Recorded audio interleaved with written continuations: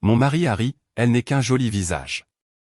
J'ai posé les titres de propriété sur la table et j'ai dit, alors pourquoi ton chèque de paie a-t-il besoin de ma signature? Silence. C'est à ce moment-là qu'ils ont réalisé. Qui dirigeait vraiment tout? L'air nocturne de Charlotte était vif de la chaleur du début du printemps, celle qui fait légèrement scintiller les trottoirs sous la douce lueur des lampadaires. Claire Thompson se tenait devant le Fig Tree, une maison blanche historique transformée en restaurant gastronomique, lissant pour la 3e fois les plis de sa robe noire. Le restaurant était illuminé, des bougies vacillaient derrière les hautes fenêtres, du jazz flottait doucement dans l'air comme une chaleureuse invitation. Elle avait choisi cet endroit avec soin. Ce n'était pas seulement leur tradition. C'était leur lieu. Un clin d'œil discret à toutes les étapes qu'ils avaient célébrées au cours de 25 ans de mariage. Elle avait fait les réservations un mois à l'avance, choisissant une table isolée près de la cheminée.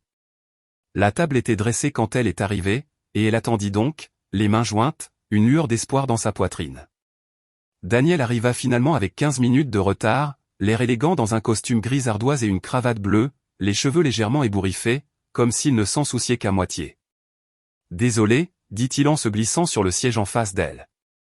Un client a pris plus de temps que prévu. Il ne l'embrassa pas sur la joue.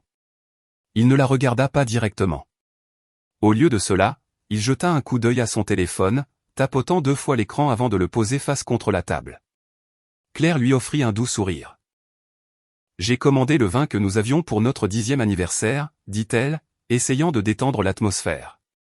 Tu te souviens de celui que tu as renversé sur ma robe blanche? Daniel eut un rire sans conviction. C'est vrai. Elle lui versa un verre quand même. La remise de diplôme de Hannah approche. Je pensais que nous pourrions peut-être faire un voyage en famille à Hilton Head comme avant. Il hocha la tête distraitement, murmurant, ça a l'air bien. Puis ses yeux se reportèrent sur l'écran lumineux alors qu'un message apparaissait. Le sourire de Claire vacilla. J'ai réfléchi, continua-t-elle, forçant la gaieté dans sa voix, à reprendre ce cours d'écriture créative. Je n'ai jamais terminé le premier, tu te souviens? La vie s'est en quelque sorte mise en travers du chemin, Daniel leva les yeux alors, mais sans intérêt. Ça t'intéresse encore? Les mots piquèrent plus qu'elle ne s'y attendait. Claire fixa son verre de vin un instant, la lueur de la bougie dansant à travers le liquide rouge. Elle ne répondit pas. Le serveur arriva avec le dessert, une mousse au chocolat saupoudrée de sucre en poudre. Claire commença à lever son verre pour trinquer, mais Daniel l'arrêta d'un subtil lever de main. Il plongea plutôt la main dans la poche de son manteau. « J'ai quelque chose pour toi, dit-il, sortant une petite enveloppe de couleur crème, la scellant d'un geste familier. Les yeux de Claire s'illuminèrent. L'écriture sur le devant disait, pour toujours, mon amour. Son cœur manqua un battement. C'était ça. L'homme qu'elle avait épousé, l'homme aux côtés duquel elle s'était tenue pendant les nuits tardives, les craintes d'hypothèque, de grossesse et les changements de carrière, lui montraient enfin qu'ils se souvenaient de qui ils étaient. Elle ouvrit lentement l'enveloppe. À l'intérieur, ce n'était pas une lettre d'amour. C'était une requête en divorce déjà signée par Daniel. Nette, sans émotion, légale. Elle cligna des yeux devant la seule phrase manuscrite en dessous. Tu as été confortable, Claire, mais j'ai besoin de plus. Le temps ne s'arrêta pas, mais il ralentit. Sa main trembla légèrement alors qu'elle posait la carte. Elle ne pleura pas. Elle ne cria pas. Elle ne demanda pas pourquoi. Le silence entre semblait maintenant plus fort que le tintement des verres et le bourdonnement des conversations autour d'eux. Le seul son vint un instant plus tard lorsqu'une fourchette tomba sur une assiette à la table voisine, ramenant Claire à la réalité. Elle se leva. « Merci pour le dîner », dit-elle à personne en particulier. Sa voix était stable. Elle se tourna vers le serveur avec un signe de tête poli. « Vous pouvez lui apporter l'addition. » Daniel ne bougea pas. Ne tendit pas la main vers elle. Ne dit pas un mot. Dehors, l'air était plus frais qu'auparavant. Claire se dirigea vers sa voiture avec grâce, chaque pas délibéré. Elle ouvrit la portière côté conducteur, s'assit sans mettre le contact et regarda droit devant elle dans la rue silencieuse. Un souffle quitta lentement ses lèvres. Puis, sans fanfare, sans drame, elle retira l'alliance de son doigt et la posa doucement sur le siège en cuir à côté d'elle. Elle ne la regarda même pas. Elle gisait là, froide, petite et insignifiante. Lorsqu'elle arriva dans l'allée de leur maison coloniale à Meyers Park, la nuit s'était approfondie. La maison de briques autrefois accueillante semblait maintenant une étrangère. Elle franchit la porte d'entrée comme à travers un brouillard, ses talons résonnant légèrement sur le parquet. Claire se dirigea directement vers sa chambre, défaisant la fermeture éclair de sa robe avec des doigts détachés, la laissant tomber en un doux murmure sur le sol. Elle attrapa son téléphone sur la table de chevet, ayant besoin de l'encre de quelque chose de routinier. En ouvrant sa boîte de réception, un nouvel email marqué « Important » attira son attention. Il provenait de la banque. Avis de confirmation de changement d'autorisation de compte. Claire Thompson retirée en tant que cotitulaire pour le compte d'épargne joint se terminant par 3285. L'horodatage datait de 3 semaines. Elle fixa l'écran. Une lueur de quelque chose. Rage, trahison, incrédulité montèrent comme de la bile dans sa gorge, mais toujours aucune larme ne vint. Au lieu de cela, elle posa le téléphone, se dirigea vers son placard et sortit un petit carnet, celui qu'elle utilisait pour les courses. Elle tourna à la première page blanche, décapsula un stylo et écrivit « 3 avril ». Il était prêt bien avant que je le sache.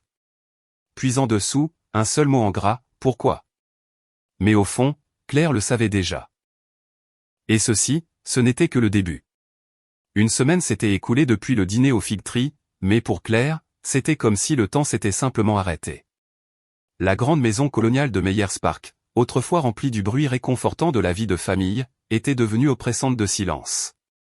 La lumière du matin filtrait faiblement à travers les lourds rideaux qu'elle n'avait pas pris la peine d'ouvrir. La cuisine, qui sentait autrefois le café frais et le pain grillé beurré, était maintenant immobile et intacte. Pas d'appel, pas de message.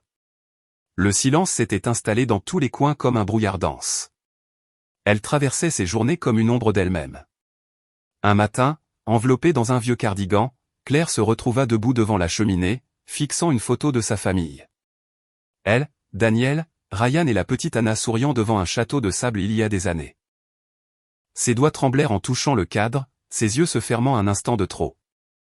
Elle essayait de se souvenir de ce que c'était que d'être dans ce moment, d'y appartenir. Mais le souvenir semblait plus lointain que jamais. La porte d'entrée s'ouvrit de manière inattendue. « Maman !» La voix de Ryan résonna doucement dans le couloir. Claire se tourna, forçant un faible sourire alors que son fils entrait dans la cuisine avec un petit sac de sport en bandoulière. « Visite surprise, dit-il en l'embrassant sur la joue. Je pensais venir voir comment tu allais. » Le campus devenait ennuyeux de toute façon. Autour d'un petit déjeuner frugal de gaufres réchauffés, ils s'assirent l'un en face de l'autre. Claire sirotait son café, plus pour le réconfort que pour la caféine. Ryan hésita avant de parler, sa fourchette en suspens. Et, je ne voulais pas en parler, mais, il la regarda prudemment. Il y a quelques mois, j'ai vu papa dans un café en ville avec une femme. Il ne se comportait pas comme des collègues. Le souffle de Claire se coupa légèrement, mais suffisamment. Sa main s'arrêta sur la tasse de café. Elle ne demanda pas de détails. Elle n'en avait pas besoin. Cette petite phrase brisa quelque chose en elle. Quelque chose qu'elle avait essayé si fort de garder intacte. La vérité, celle qu'elle avait essayé d'enterrer sous les routines et les rationalisations, était maintenant indéniable. Après que Ryan soit parti retrouver des amis, Claire se retrouva assise dans le salon, immobile. Ses pensées tournaient en rond, poursuivant des chronologies, des excuses, des demi-mensonges. C'est alors que la sonnette retentit. C'était Laura, sa meilleure amie, sa thérapeute, sa bouée de sauvetage. Un regard sur Claire et le sourire de Laura s'adoucit. On dirait que tu n'as pas dormi. C'est le cas, admit Claire doucement, la laissant entrer. J'ai l'impression d'oublier comment respirer. Laura posa son manteau et alla droit au but. As-tu vérifié les comptes financiers récemment? Claire cligna des yeux. C'est Daniel qui s'occupe de tout ça. Laura haussa un sourcil. Claire, tu es toujours inscrite sur ces comptes, n'est-ce pas? Je ne sais pas, elles montèrent à l'étage jusqu'à l'ancien bureau. Les mains de Claire tremblaient légèrement alors qu'elle allumait le vieil ordinateur de bureau de Daniel, toujours intact dans un coin. Des souvenirs l'envahirent, des projets scolaires, des nuits tardives à faire les impôts, la planification des vacances en famille. Toute cette chaleur semblait maintenant un mensonge. Le navigateur s'ouvrit sur une page de connexion email enregistrée. Claire tapa l'ancien mot de passe de Daniel. Il n'était pas du genre à les changer souvent. La boîte de réception était principalement encombrée. Mais Laura, l'œil vif et implacable, commença à scanner les objets des emails. Ici, dit-elle en ouvrant un fil de discussion. Des dizaines de messages, tous faisant référence à une société dont Claire n'avait jamais entendu parler, Sinston Holdings LLC. Chaque email détaillait des transactions, des transferts, des investissements, des montants qui retournèrent l'estomac de Claire. Aucun ne mentionnait son nom. En fait, il n'y avait pas de co-signature, pas d'autorisation conjointe. « Qu'est-ce que c'est que Sinston ?» demanda Claire, sa voix à peine un murmure. Laura avait déjà sorti son téléphone. Une recherche rapide. « C'est une société écran », marmonna-t-elle en faisant défiler. « Et devine qui est répertorié comme l'associé gérant enregistré. » Claire ne répondit pas. Elle savait déjà. « Sophie Carter », dit Laura. « La collègue de ton mari. » Et ça ? Elle tourna l'écran vers Claire, montrant un relevé de transactions datant de seulement 2 semaines. Ce compte détient plus de 2 millions de dollars. Des retournements immobiliers, des virements offshore. C'est un bien conjugal. Claire. Des actifs dissimulés. Claire fixa l'écran comme s'il pouvait s'effacer de lui-même. Ses doigts se serrèrent en poing. Une autre sorte de douleur commença à remplacer le chagrin. Quelque chose de brut, de furieux et de vivant. Pourquoi ferait-il ça ? Murmura-t-elle. Le visage de Laura s'assombrit. Parce qu'il se prépare à te laisser sans rien. Claire se leva brusquement, faisant les 100 pas. Il y a quelques mois, il a dit que nous devions changer les détails du compte. Quelque chose à propos de nouvelles réglementations d'audit de l'État. J'ai remis tous les documents, les relevés bancaires, l'acte de mariage, même ma carte d'identité. Elle laissa échapper un rire amer. Il était déjà en train de m'écarter. Il ne voulait juste pas que je le remarque. Claire se rassit lourdement, le poids de tout cela s'abattant sur ses épaules. Plus tard ce soir-là, quand Laura fut partie, Claire s'assit seule avec ses pensées. Les ombres dans la maison semblaient plus longues que d'habitude. Elle sortit son téléphone et se connecta à un compte Instagram secondaire, un qu'elle avait créé juste pour suivre des pages de décoration intérieure et des blogs de cuisine.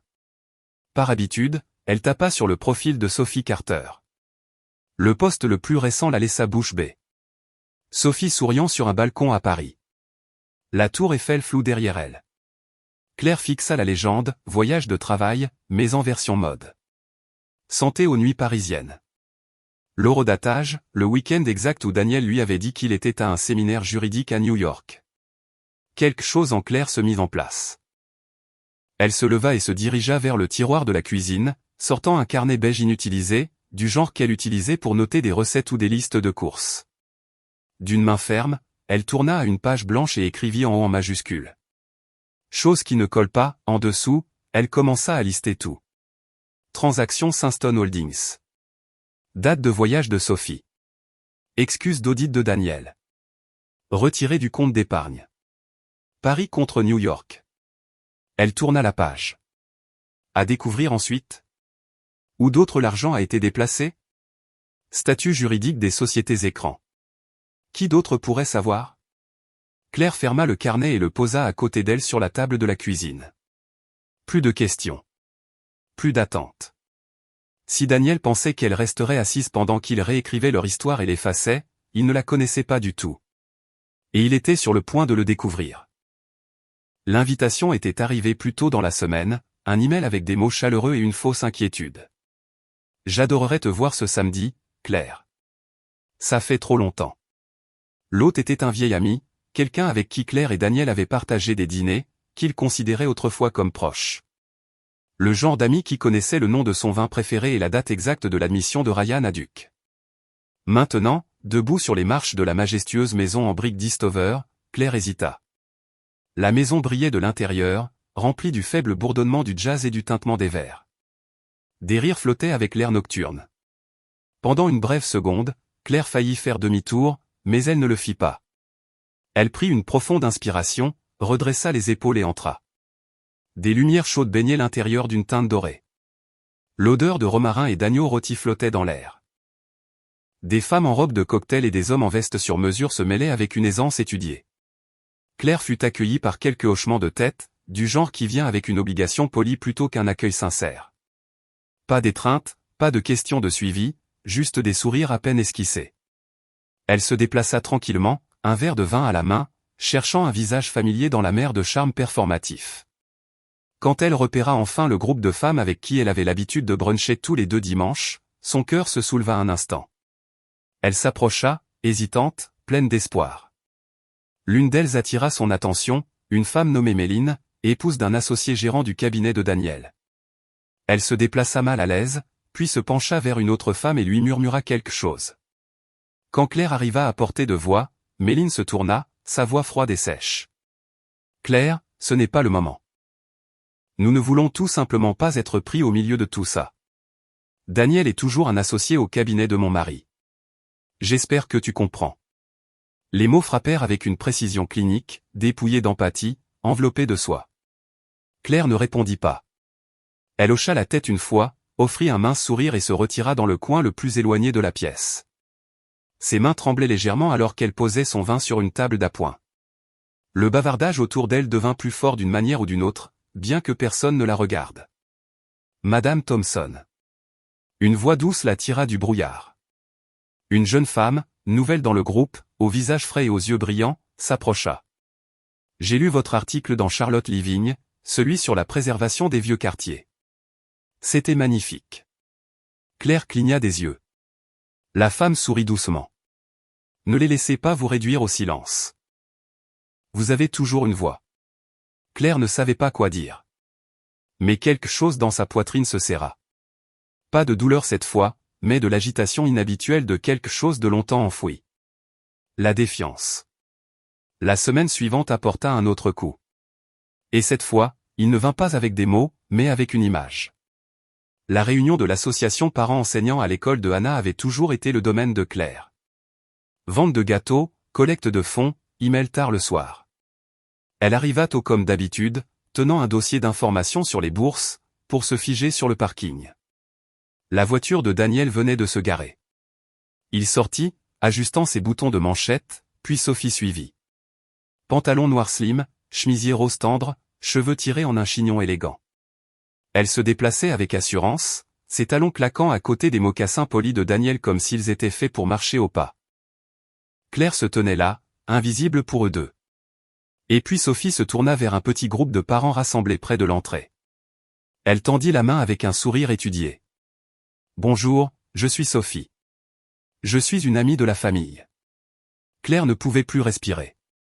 De l'autre côté du parking, elle aperçut un mouvement. Hannah, s'arrêtant au milieu de son pas en les voyant. Le visage de sa fille se figea, les lèvres serrées, les poings serrés à ses côtés. Puis, sans un mot, elle se détourna. Ce soir-là, comme si la journée n'avait pas déjà assez pris, la sonnette retentit juste avant 21h. Un coursier lui tendit une enveloppe épaisse, une autre livraison légale. L'estomac de Claire se noua avant même qu'elle ne l'ouvre. À l'intérieur se trouvait un accord de divorce révisé. Il stipulait qu'elle avait 30 jours pour quitter le domicile familial, sinon le conseil de Daniel engagerait des poursuites judiciaires pour occupation non autorisée de biens communs. La deuxième clause lui coupa le souffle. Daniel demandait officiellement la garde exclusive de Hannah, citant un environnement de vie plus stable et plus favorable dans la nouvelle résidence qu'il préparait avec Sophie. Claire s'assit dans le salon sombre, des papiers éparpillés sur la table basse. La maison gémissait autour d'elle. Vieille canalisation, bois qui craque, les mêmes sons familiers qui la berçaient autrefois pour dormir. Mais maintenant, ils ressemblaient à des échos d'une maison qui n'était plus la sienne. Elle tendit la main vers un tiroir qu'elle n'avait pas ouvert depuis des années. À l'intérieur, pliée parmi de vieilles cartes d'anniversaire et des dessins de maternelle, elle la trouva. Une lettre de Daniel, écrite en 2005. Elle se souvenait vivement de ce jour. Elle venait de donner naissance à Hannah. L'écriture était plus jeune, plus nette. « Quoi qu'il arrive, je te protégerai toujours. Tu es mon foyer, Claire. » Claire lut les lignes une fois, deux fois. La troisième fois, les mots perdirent leur sens. Ses doigts tremblèrent, mais aucune larme ne vint. Au lieu de cela, elle laissa échapper un petit rire amer. Soigneusement, elle plia la lettre et la posa sur la table. Et puis elle leva les yeux. Ses yeux ne portaient plus de chagrin. Ils portaient le feu. Elle ne savait pas quand le changement s'était produit, mais elle le sentait. La douleur de la trahison s'était transformée en clarté, et la clarté avait un tranchant acéré. Cette nuit-là, pendant que la maison dormait, Claire téléchargea une application d'enregistrement discrète sur son téléphone. Le lendemain matin, elle commença à enregistrer chaque appel téléphonique de Daniel, chaque message vocal, chaque phrase manipulatrice empreinte de fausse gentillesse. Elle commença à archiver les textos, à capturer les emails, à noter les incohérences. Elle créa un dossier sur son ordinateur portable, divorce, clarté. Et puis elle commença à lire les lois sur les biens matrimoniaux en Caroline du Nord, les failles, les précédents. Elle souligna des phrases, marqua des lois, imprima des articles. La Claire Thompson qui avait autrefois cru que l'amour pouvait tout endurer était partie. À sa place se tenait quelqu'un de plus vif, quelqu'un qui observait, écoutait, se préparait, car être effacé n'était plus une option, et Claire en avait assez de se tenir tranquillement à l'extérieur. Au début du mois suivant, Claire avait appris à être silencieuse, mais pas passive. Elle n'appela pas Daniel. Elle ne le défia pas. Elle joua le rôle qu'il attendait. Distante, blessée, coopérative. Tout cela faisait partie du plan. Elle savait que si elle poussait trop tôt, elle perdrait le seul avantage qu'elle avait, son arrogance. Mais même si elle gardait le silence, quelque chose d'autre commença à s'agiter. Une sorte de conscience différente, un malaise qu'elle ne pouvait pas tout à fait cerner.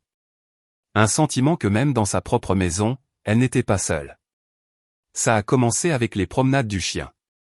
Chaque matin, juste après le lever du soleil, Claire promenait Pépère, son golden retriever vieillissant, dans les rues calmes de Meyers Park. Le quartier avait toujours été une image de calme. Des balançoires sur les porches, des haies bien taillées, des vélos d'enfants laissés sur les pelouses. Mais dernièrement, un détail la tracassait. Un SUV noir garé à 2 maisons de là. Même endroit, plaques différentes. 3 matins de suite. Au début, elle se dit que ce n'était rien. Juste l'invité d'un voisin, peut-être quelqu'un qui faisait des rénovations.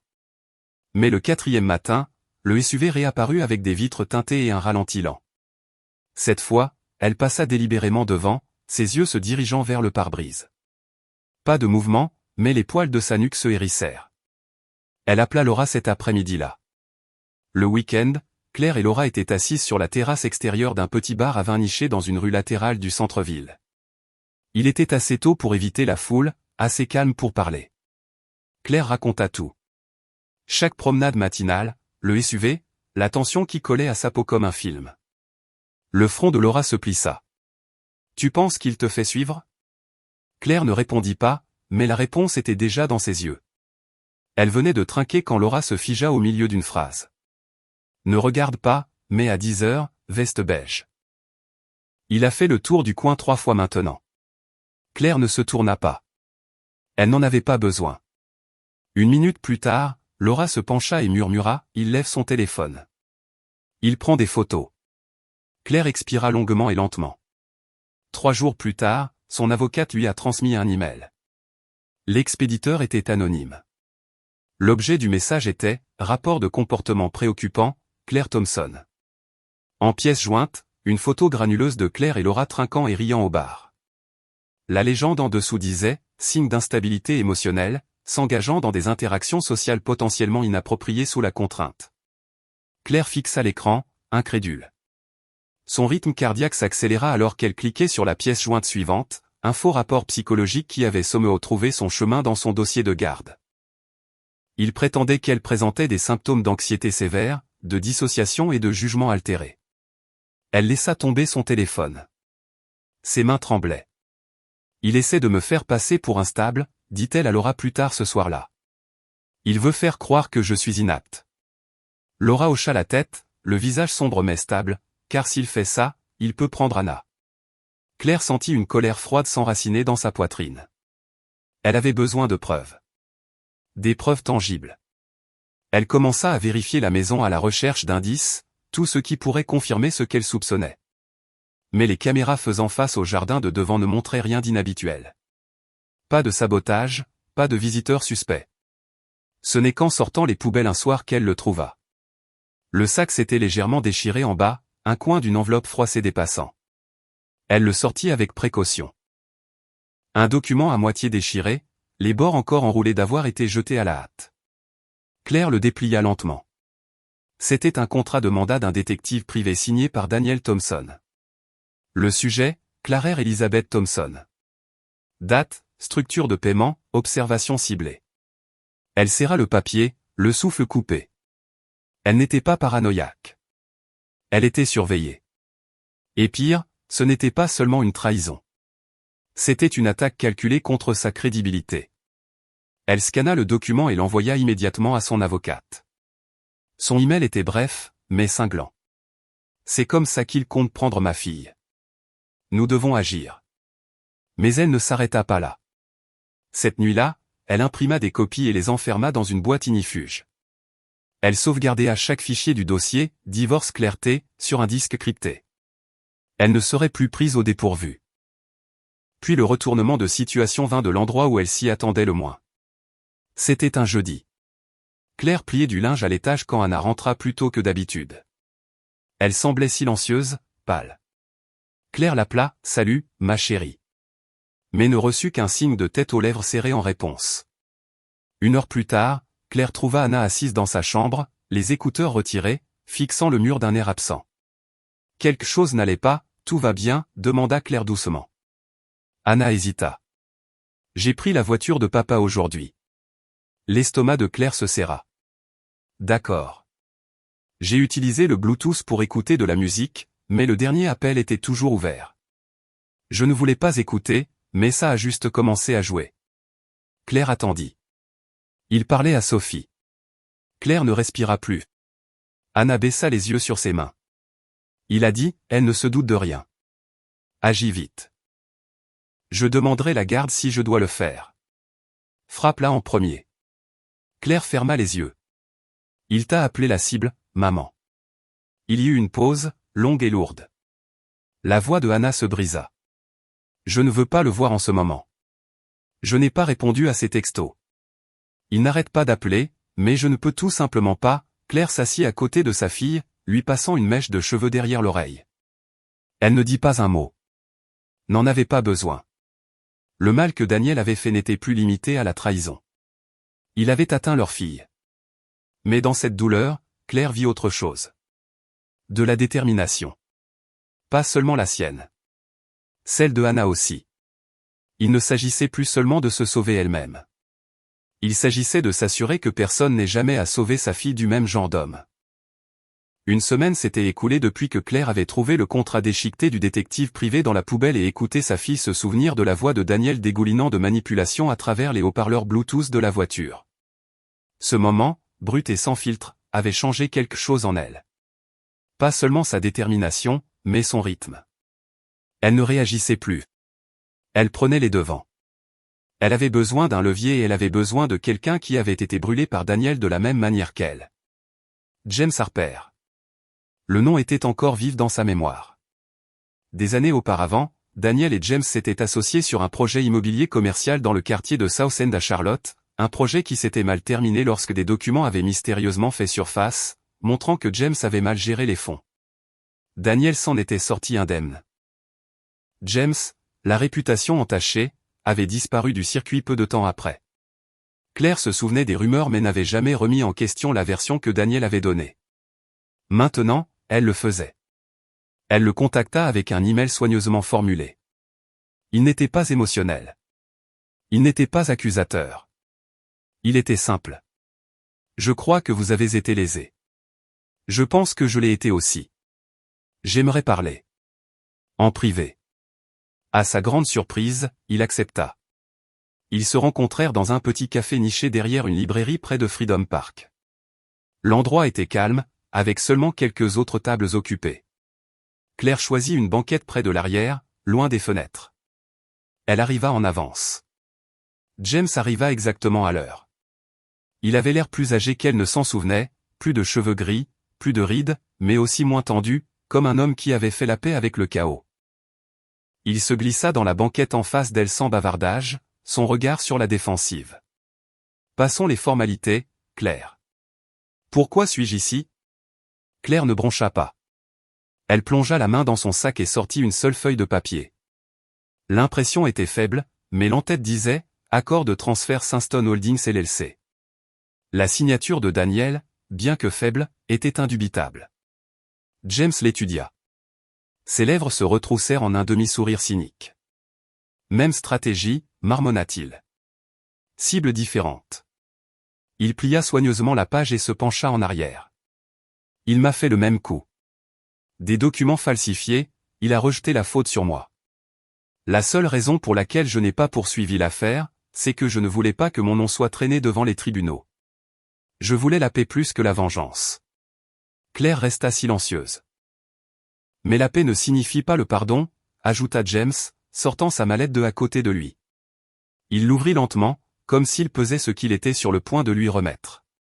D'un dossier, il sortit un contrat estampillé, du papier vieilli, mais impeccable.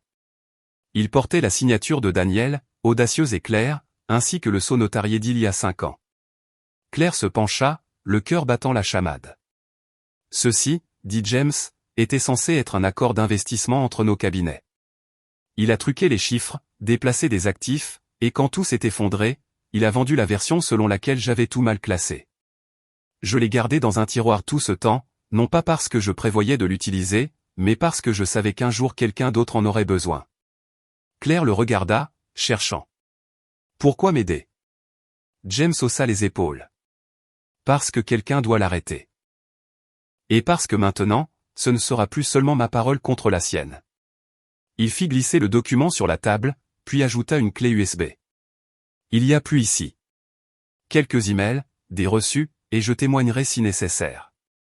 Claire prit les preuves lentement, avec révérence, comme si elle pouvait se dissoudre si elle respirait trop fort. Merci, dit-elle, la voix basse. James se leva pour partir. Avant de se tourner, il jeta un coup d'œil par-dessus son épaule.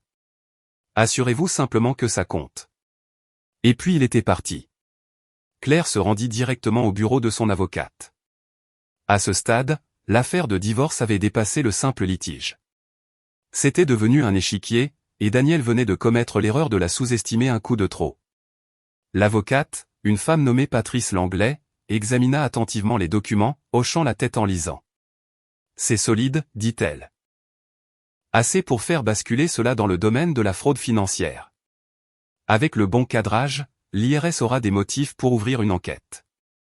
Ils passèrent les 2 heures suivantes à préparer le dossier, les contrats, les pièces justificatives de James et les propres archives grandissantes d'irrégularités de Claire.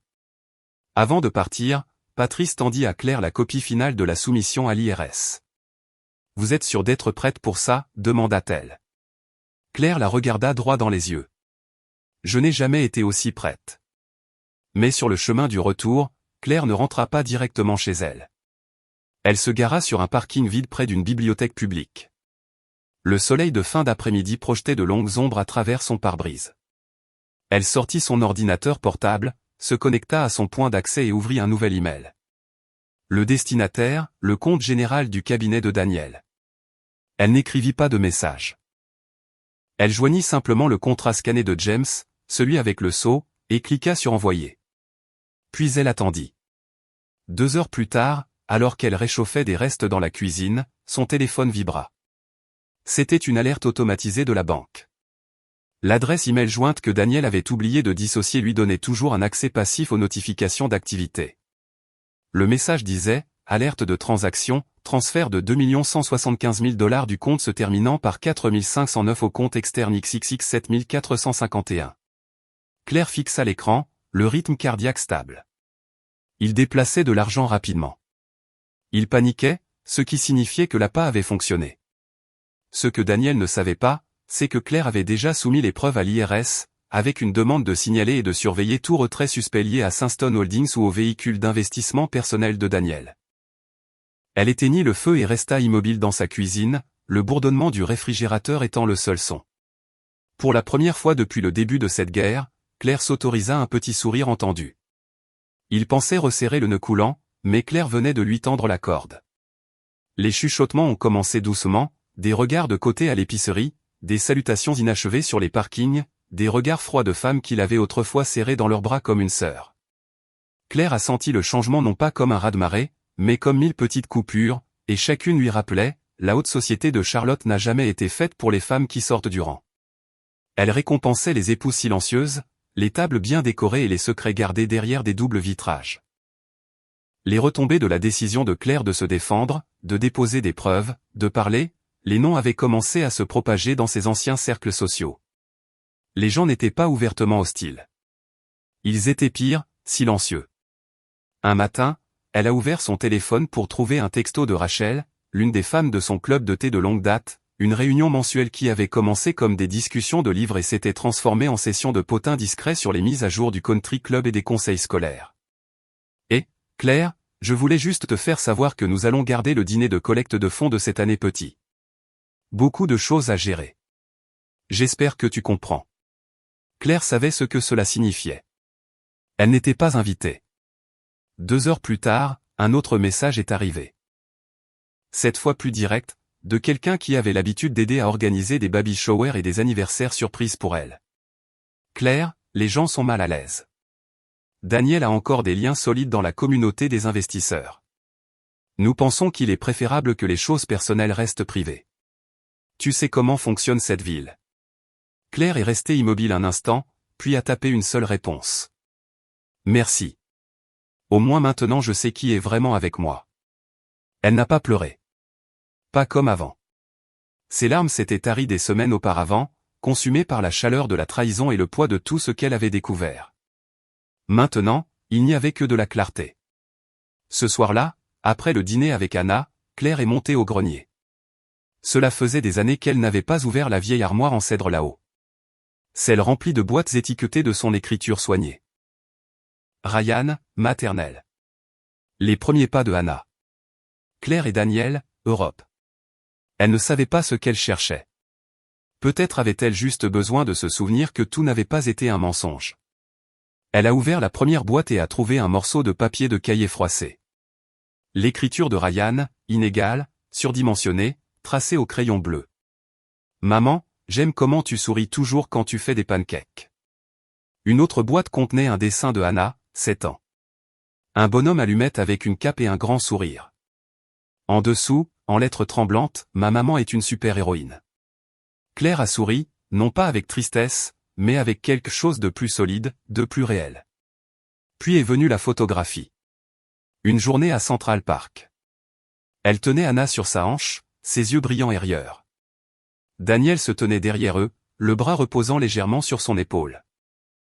L'image était brillante, parfaite. Mais ce qui a saisi Claire maintenant, c'est à quel point ses propres yeux semblaient inconnus, si pleins de confiance, si inconscients de ce qui serait un jour enlevé. Elle a posé la photo et s'est assise tranquillement pendant un long moment. Puis, avec un but renouvelé, elle est descendue, a ouvert son ordinateur portable et a commencé à taper. Les mots ont coulé, sans script, brut. J'étais une épouse. Puis je suis devenu un problème. J'ai été effacé des comptes bancaires, des conversations, de ma propre maison. Mais la vérité, c'est que je n'ai pas tout perdu. J'ai perdu une illusion. Et ce faisant, je me suis retrouvé. Elle ne l'a pas signé. Elle l'a intitulé « Après la chute ». Puis elle l'a envoyé à la colonne des voix d'un magazine féminin local, un qui acceptait les soumissions anonymes sur la résilience et les révolutions silencieuses de la vie. Le lendemain matin, l'article était devenu viral sur les groupes de mamans sur Facebook, les forums de messages privés, les chaînes de mets entre sœurs, filles et mères. Des femmes l'ont republié avec des légendes comme « C'est moi ». D'autres ont simplement écrit « Enfin, quelqu'un l'a dit ». Claire a observé tout cela se dérouler depuis la sécurité de sa cuisine. Le téléphone bourdonnant toutes les quelques minutes avec une autre notification. Elle n'a répondu à aucune d'entre elles. Elle n'en avait pas besoin. Elle avait parlé. Et cette fois, personne ne pouvait la faire taire. Plus tard cet après-midi-là, après des semaines à rester à l'intérieur, Claire s'est habillée avec intention. Elle a choisi un manteau orange vif, vibrant, provocateur, a attaché ses cheveux en une queue de cheval ôtée et a appliqué une subtile touche de rouge à lèvres. Elle s'est regardée dans le miroir et a failli ne pas se reconnaître. Non pas parce qu'elle semblait différente, mais parce qu'elle ressemblait à la femme qu'elle avait été avant d'apprendre à se faire petite. Elle est sortie et a marché dans les rues d'Uptown Charlotte. La brise était fraîche, mais le soleil chaud. Elle s'est déplacée dans la ville comme si elle lui appartenait à nouveau. Et c'est là qu'elle les a vus. Daniel et Sophie debout devant l'entrée d'un cabinet d'avocats du centre-ville. Sophie, habillée élégamment en pantalon noir et manteau en cachemire, riait de quelque chose qu'un homme à côté d'elle avait dit. Daniel se tenait à côté d'elle, ne riant pas tout à fait. Il avait l'air distrait, balayant le trottoir du regard comme s'il attendait que quelque chose se passe. Claire n'a pas ralenti. En s'approchant, Daniel a levé les yeux, surpris, puis Sophie l'a vu. Claire a soutenu son regard. Pas de recul, pas de sourire, pas besoin de mots, juste un regard, stable et inébranlable. Et pour la première fois depuis le début de tout cela, Sophie a détourné le regard la première. Claire a continué à marcher, ses talons claquant contre le trottoir comme une ponctuation. Elle n'avait pas besoin de reprendre sa place dans leur monde. Elle construisait quelque chose de mieux, juste au-delà de ses limites. Claire était assise en face de son avocate dans le silence stérile du cabinet, les mains stables alors qu'elle examinait les derniers documents. La pile était épaisse. Des pages d'écart financiers, le témoignage de James Harper, des scans de contrats et des chronologies détaillées. En haut, une motion formelle pour rouvrir la procédure de divorce et geler tous les transferts d'actifs en cours liés à Sunstone Holdings et à toute entité écran associée. C'était en effet le début de l'effondrement de Daniel. Au moment où la requête a atteint le tribunal de la famille de Charlotte, la machine judiciaire avait déjà commencé à s'agiter. L'avocate de Claire a soumis un dossier confidentiel à l'IRS détaillant méticuleusement des années de déclaration de revenus suspects, d'actifs matrimoniaux non divulgués et de revenus acheminés par des pseudonymes d'entreprises. Moins d'une semaine plus tard, Claire a reçu la confirmation. L'IRS avait ouvert une enquête indépendante. Mais il n'y avait pas que les tribunaux qui prenaient note. Le cabinet de Daniel, l'un des noms les plus prestigieux de la scène juridique de Charlotte, a reçu une plainte formelle, soumise anonymement, mais accompagnée d'une copie notariée du contrat falsifié portant la signature de Daniel, gracieuseté de James Harper. Le Conseil d'éthique juridique interne a agi rapidement, lançant un examen sans préavis public, mais avec une précision mortelle. Une réunion à huis clos a suivi. Dans les 48 heures, Daniel a été temporairement suspendu des dossiers de haut niveau, retiré des dossiers sensibles de l'État et placé sous examen. Ce n'était pas public, mais dans un cabinet comme le sien, les rumeurs voyageaient plus vite que les citations à comparaître. Les associés chuchotaient. Les assistants faisaient une pause au milieu d'un email. Un associé sous enquête était radioactif, surtout lorsqu'il était accusé de fraude fiscale et de dissimulation d'actifs. Pendant ce temps, l'avocate de Claire a déposé une motion d'urgence pour geler tous les comptes financiers associés à Sunstone Holdings. Il ne s'agissait pas seulement d'arrêter l'argent. Il s'agissait de couper la voie de sortie. Et c'est là que la première fissure visible est apparue. Sophie Carter, autrefois l'ombre toujours confiante de Daniel lors d'événements, suffisante aux réunions de l'association parents-enseignants, élégante en talons noirs et blazer, a reçu une lettre du comité d'éthique du barreau de l'État de Caroline du Nord, une convocation officielle. Elle faisait l'objet d'une enquête pour violations éthiques découlant de son implication dans des transactions financières avec un client juridique. Les conséquences ont été immédiates. Sophie a été suspendue de la représentation de clients dans tout litige en cours. Son nom a été retiré de tous les registres civils. La nouvelle s'est répandue en murmures discrets dans les couloirs du palais de justice. Son téléphone a sonné avec des annulations. Elle a essayé d'appeler Daniel, mais il n'a pas décroché. A essayé d'envoyer un message. Silence. L'alliance qui affichait autrefois son invincibilité montrait maintenant des fractures. Daniel ne répondait pas à ses appels car il était déjà acculé. Et comme la plupart des hommes de pouvoir qui n'aiment que le contrôle, il n'avait aucune utilité pour les partenaires qui devenaient des fardeaux. Puis le destin a livré un dernier rebondissement. Laura, la confidente de toujours de Claire, avait fouillé de vieux messages vocaux, des restes d'audio de leur groupe d'amis communs, des enregistrements partagés et des appels transférés. Enfoui dans l'un d'eux se trouvait un mémo vocal de Sophie laissé involontairement lors d'un appel avec un ami proche. Claire a écouté avec une fureur silencieuse alors que la voix de Sophie résonnait dans le haut-parleur. Claire ne sait rien. Daniel a dit, juste quelques mois de plus et nous en aurons fini avec la paperasse. Je pourrais avoir mon propre appartement d'ici l'été. C'est presque fini. Il n'y avait aucun remords dans la voix. Aucune hésitation, seulement du calcul. Claire a remis le dossier à son avocate. Il a été ajouté au dossier grandissant. Cette fois, non seulement comme preuve de faute financière, mais de collusion préméditée. Le récit changeait. Sophie n'était plus seulement l'autre femme. Elle était une participante active à la tromperie, et les tribunaux la verraient comme telle. Claire savait que le temps de se cacher était révolu. Un vendredi matin vif, elle s'est habillée avec détermination. Un tailleur bleu marine, les cheveux lissés en un chignon bas, des boucles d'oreilles en or minimaliste, pas de maquillage, à part du mascara et une lèvre audacieuse. Elle s'est regardée dans le miroir et n'a pas seulement vu de la contenance. Elle a vu de l'autorité.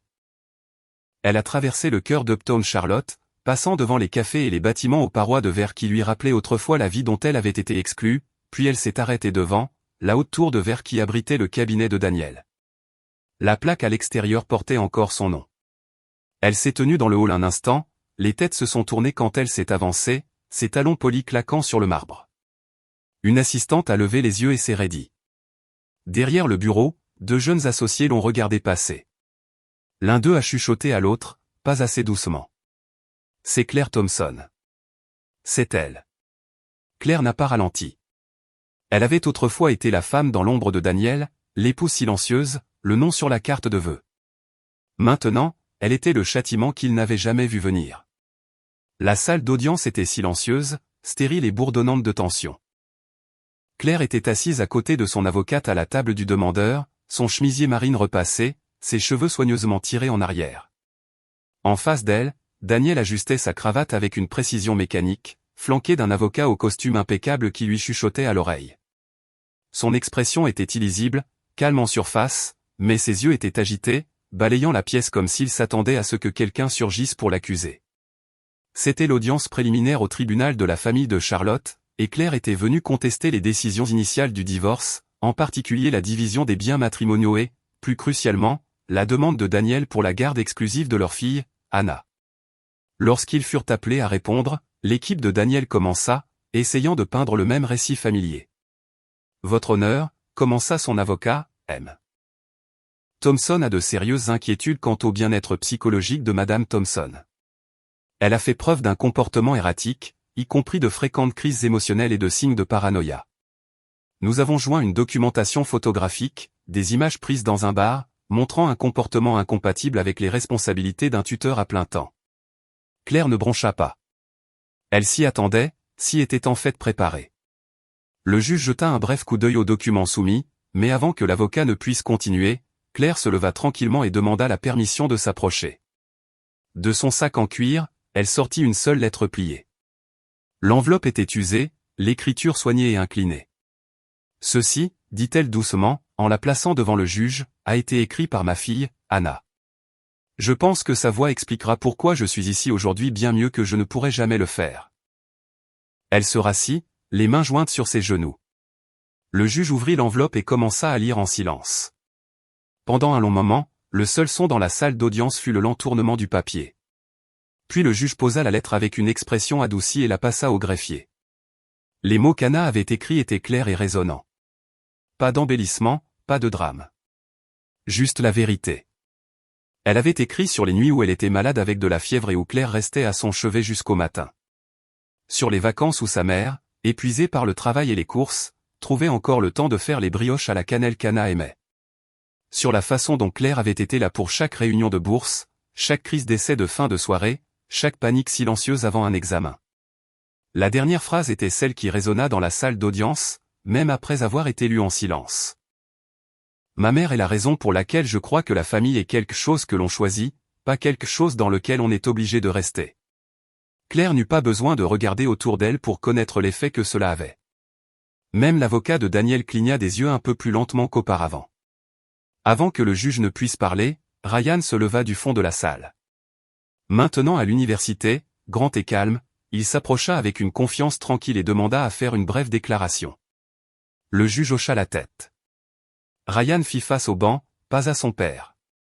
Ma mère, commença-t-il, a maintenu notre famille unie à 2 mains alors qu'elle était elle-même déchirée. Elle nous a protégés, nous a appris à être gentils, et s'est assurée que nous ne sentions jamais le poids de ce qu'elle portait. Sa voix se serra, mais il tint bon. Mon père était là.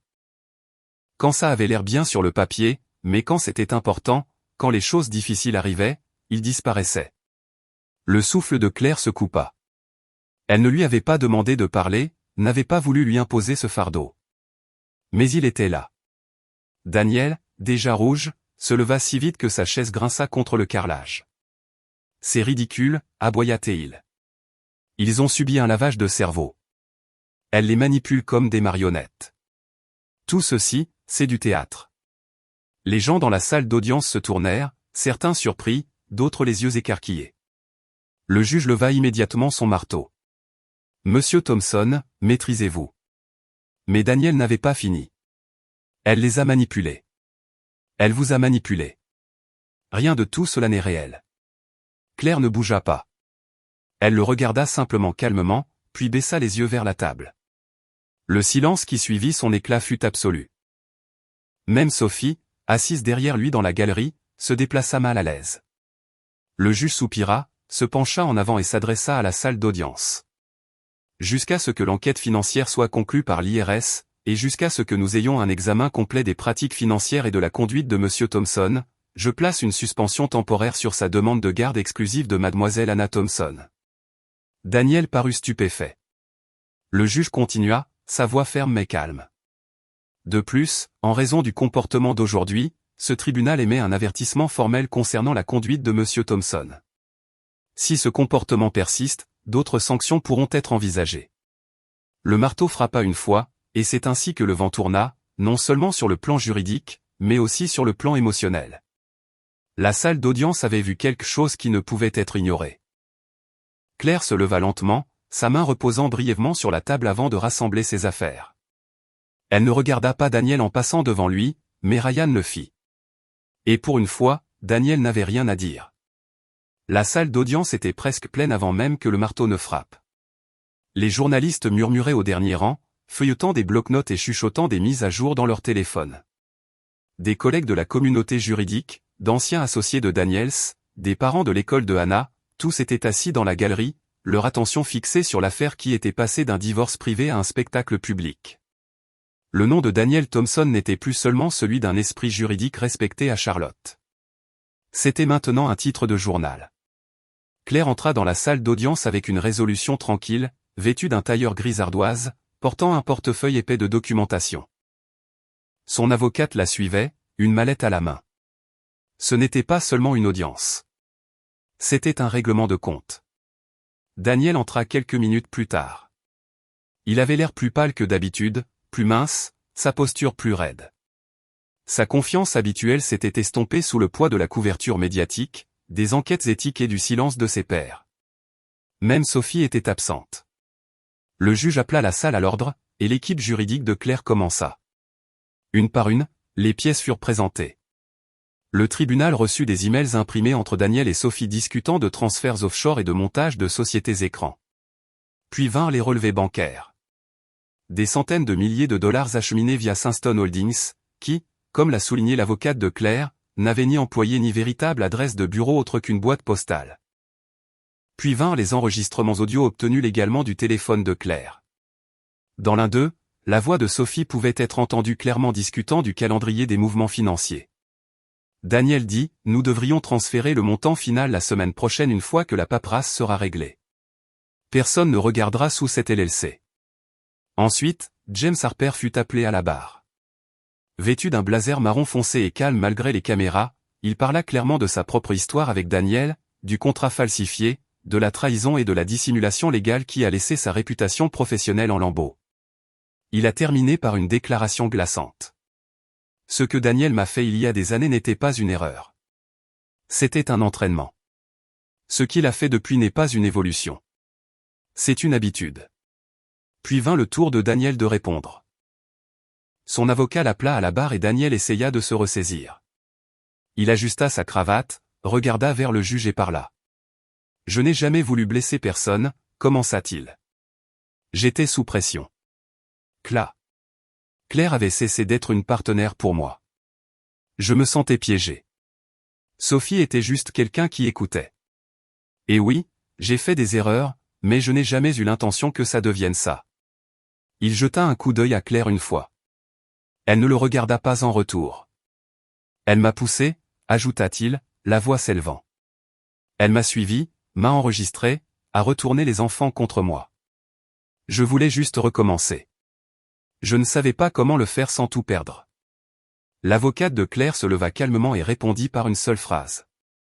Personne n'est poussé à créer de fausses entreprises et à déplacer des actifs communs sur des comptes secrets. Ce n'est pas de la détresse émotionnelle. C'est un vol prémédité. Et puis vint le coup de grâce. L'avocate de Claire diffusa un dernier enregistrement. La voix de Sophie à nouveau. Froide. Délibérée. Je t'ai couvert parce que tu me l'as demandé. Mais si tout s'effondre, je leur dirai que tu as tout fait. Ne pense pas une seconde que je tomberai pour toi. Un silence tomba sur la salle d'audience. Daniel baissa les yeux, les mains se crispant légèrement sur la barre en bois. Son avocat se leva, clairement déstabilisé, et demanda une brève suspension pour consulter son client. Le juge secoua la tête. Nous continuons. Et sur ce, le juge se pencha en avant, les mains jointes, et s'adressa à la salle. Étant donné la documentation accablante présentée, le témoignage corroboré et les enregistrements récemment apparus, j'émets une suspension temporaire immédiate de l'autorité de M. Daniel Thompson sur tout actif matrimonial commun ou contesté. Il fit une pause, jetant un coup d'œil à Daniel. Cela inclut les comptes d'entreprise, les biens immobiliers et les portefeuilles d'investissement. De plus, je renvoie cette affaire au comité d'éthique du barreau de l'État de Caroline du Nord pour déterminer si la licence d'avocat de M. Thompson doit être suspendue ou révoquée, en attendant le résultat de l'enquête de l'IRS. Daniel resta immobile, la couleur quittant son visage. Le juge conclut, la séance est levée. Le marteau frappa une fois, résonnant sèchement. Claire se leva de son siège, rassembla ses documents et passa devant la galerie sans un mot. Elle ne se tourna pas pour regarder Daniel. Elle n'en avait pas besoin. Derrière elle, des chuchotements suivirent. Des questions, du choc, des spéculations. Mais Claire ne les entendit pas. Tout ce qu'elle entendit, c'est le son de ses propres talons sur le sol poli, régulier et inébranlable. Pour la première fois depuis longtemps, elle quittait une salle d'audience, non pas en tant qu'accusée, non pas en tant que femme brisée, mais en tant que force avec laquelle le système devait compter. Exactement une semaine après que les portes de la salle d'audience se soient refermées derrière elle, Claire Thompson est devenue le sujet d'une histoire qui a refusé d'être réduite au silence, les titres des nouvelles locales éclaboussant les tables du petit déjeuner. La femme silencieuse qui a fait tomber un géant du droit. Les blogs ont republié l'histoire. Les podcasts l'ont disséqué. Son nom, autrefois une simple note de bas de page derrière celui de Daniels, se tenait maintenant seul et retentissant. Sur les forums en ligne et les réseaux de femmes, un nouveau titre a émergé avec révérence. Claire au carnet. Cette même semaine, les décisions finales du tribunal ont été pleinement appliquées. Claire a reçu la pleine propriété de la maison de Meyers Park, autrefois un monument à un mariage, maintenant un symbole reconquis. Elle a reçu un soutien financier pour assurer les soins de Hannah et la liberté de recommencer sans chaînes économiques. Et le plus important pour elle, elle a obtenu la garde légale exclusive de sa fille. Daniel, autrefois une étoile montante dans l'un des cabinets d'avocats les plus prestigieux du Sud, avait été officiellement retiré de la liste des associés. Son nom a été effacé des plaques de l'entreprise, effacé des dossiers de presse, les clients ont fui, les collègues se sont distancés. Le cabinet a agi rapidement, déterminé à couper tous les liens avant que la pourriture ne s'étende davantage. Et Sophie Carter. Son nom a discrètement disparu des registres du palais de justice. Sa licence suspendue par le Conseil d'éthique de l'État pour un minimum d'1 an. Pas d'annonce, pas de fanfare, juste une disparition silencieuse. Elle a quitté Charlotte en quelques jours, ses comptes sociaux effacés, son départ inaperçu de ceux qui la flattaient autrefois à chaque mouvement. Mais tout le monde n'a pas disparu sans un mot. C'était près du crépuscule dans un parking calme quand Claire l'a vue. Mince, pâle, vêtue d'un jean et d'un cardigan surdimensionné. Une femme dépouillée de chaque couche de confiance qu'elle portait autrefois comme une armure. Sophie s'est approchée d'elle avec hésitation. « Je croyais vraiment, » murmura Sophie, la voix tremblante. « Qu'il me protégerait. » Claire ne dit rien au début. Puis elle rencontra les yeux de Sophie. Pas de jugement, pas de justification, seulement une vérité qu'elle partageait maintenant. « Moi aussi », répondit doucement Claire. Il n'y avait aucun venin, juste de l'honnêteté. Sophie hocha la tête, la gorge serrée, et s'éloigna sans un autre mot. Claire resta immobile, la regardant partir. Puis, tranquillement, elle sortit son téléphone et passa un appel. Le soir même, elle avait pris sa décision. La maison de Myers Park, aux parquets usés par la mémoire, aux escaliers résonnant des fantômes de rire et de trahison, ne resterait pas la sienne. Elle la traversa une dernière fois. La salle à manger où elle avait autrefois organisé Thanksgiving. Le couloir où les ballons d'anniversaire de Hannah avaient flotté. La chambre où elle avait senti Daniel s'éloigner pour la première fois. Rien de tout cela ne lui appartenait plus. Elle appela son agent immobilier le lendemain matin. « Je veux vendre, dit-elle calmement. J'ai besoin d'un espace qui ne soit pas chargé de souvenirs. » Et c'est ainsi qu'un chapitre se ferma. Non pas avec rage, mais avec libération. Un mois passa. Les titres se calmèrent. Le cycle des nouvelles passa à autre chose. Mais dans le monde juridique de Charlotte, le nom de Daniel Thompson n'avait pas été oublié. Il avait été remplacé par des avertissements, par la prudence, par le silence.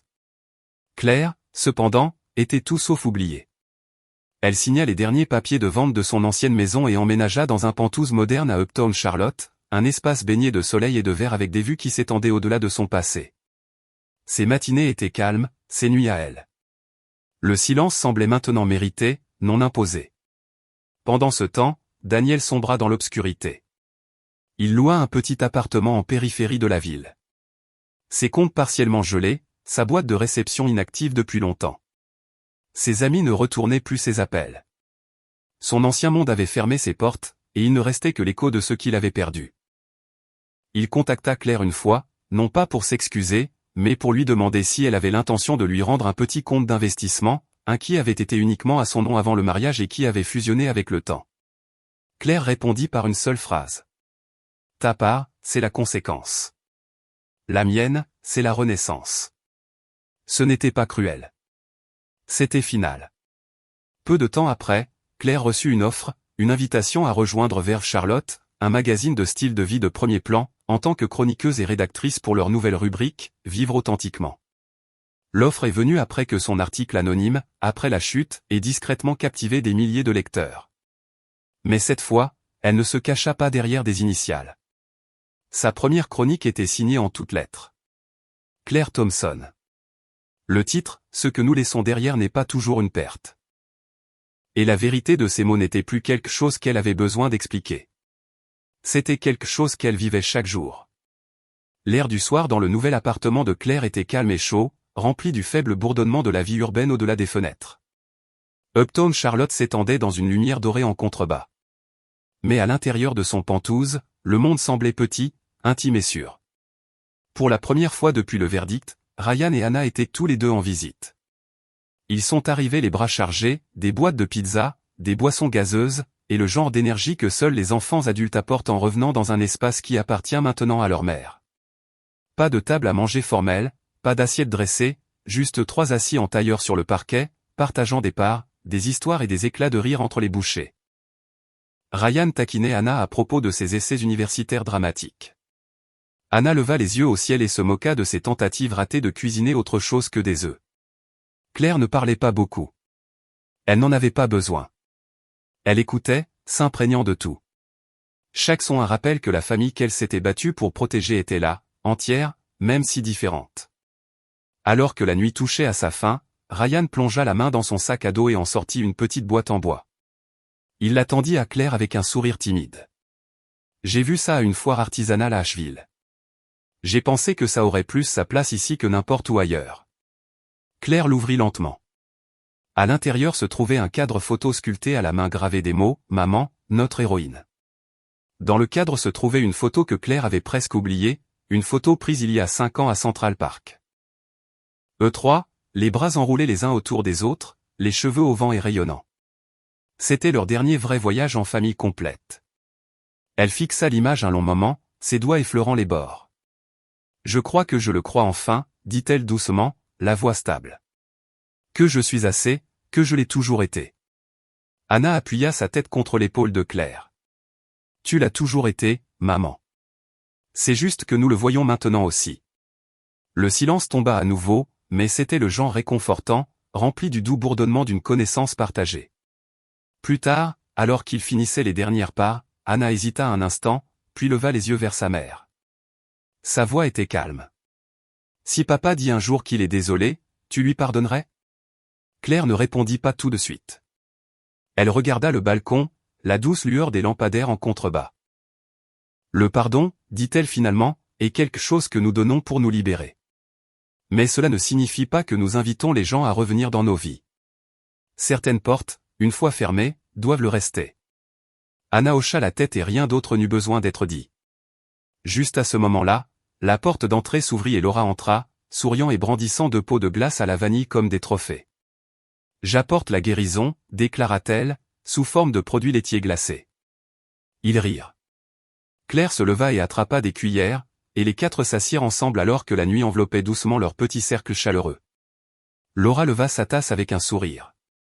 Aux femmes qui se relèvent, même après être tombées. Claire entrechoqua doucement la sienne contre la sienne. À celles qui se relèvent. Le lendemain matin, la lumière du soleil pénétrait à travers les hautes baies vitrées, projetant de douces rayures sur le sol. Charlotte s'agitait en contrebas, mais l'appartement était calme. Claire se tenait devant son placard ouvert, sortant une robe qu'elle n'avait pas osé porter jusqu'à présent. Un bleu saphir profond, sans manches et élégant. La première chose qu'elle s'était achetée après le départ de Daniel. L'étiquette avait disparu depuis longtemps, mais elle se souvenait du jour où elle l'avait achetée. La femme qui l'avait choisie était encore en train de guérir. La femme qui la mettait maintenant n'était plus la même. Elle se maquilla d'une main légère, ajoutant juste une touche de couleur à ses lèvres. Ses cheveux étaient épinglés en un chignon net.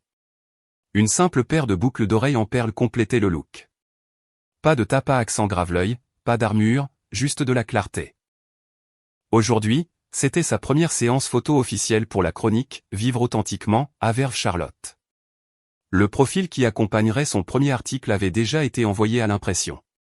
Sur sa coiffeuse, le magazine était ouvert sur la maquette. En haut, Claire Thompson, femme, pas épouse. Elle attacha le dernier bouton de sa robe et se regarda dans le miroir. Il n'y avait aucun tremblement, aucune hésitation. Elle murmura à son reflet, un sourire jouant sur ses lèvres. Ils ont essayé d'écrire ma fin. J'ai réécrit tout le livre. Elle n'avait pas besoin d'applaudissements.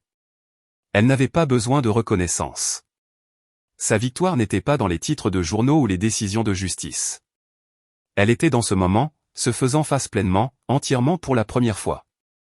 En sortant de l'immeuble dans l'air frais de l'automne, elle fut accueillie par l'équipe de photographes. Les appareils photo flashèrent, mais elle ne posa pas. Elle n'en avait pas besoin.